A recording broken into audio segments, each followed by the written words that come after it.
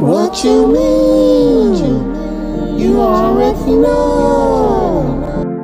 For God so loved the world, that he gave his only begotten Son, that whosoever believeth in him should not perish, but have everlasting life. For God sent not his Son into the world to condemn the world, but that the world through him might be saved. Even so we, when we were children, were in bondage under the elements of the world. But when the fullness of the time was come, God sent forth his Son, made of a woman, made under the law, to redeem them that were under the law, that we might receive the adoption of sons. And because ye are sons, God hath sent forth the Spirit of his Son into your hearts, crying, Abba, Father. Wherefore thou art no more a servant, but a son, and if a son, then an heir of God through Christ.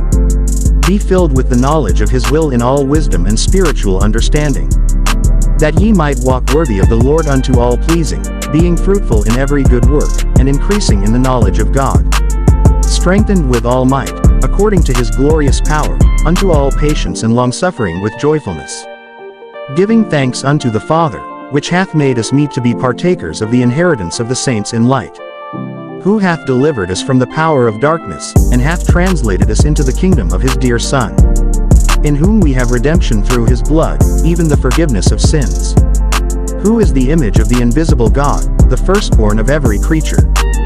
For by him were all things created, that are in heaven, and that are in earth, visible and invisible, whether they be thrones, or dominions, or principalities, or powers. All things were created by him, and for him. And he is before all things, and by him all things consist. And he is the head of the body, the church, who is the beginning, the firstborn from the dead, that in all things he might have the preeminence.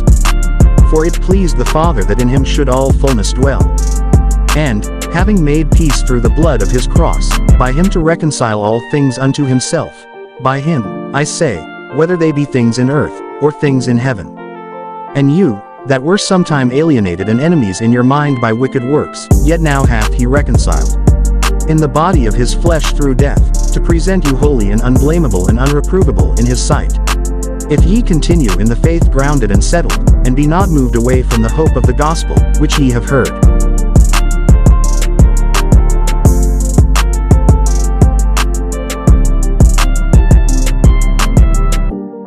This is all made possible by Jesus Christ.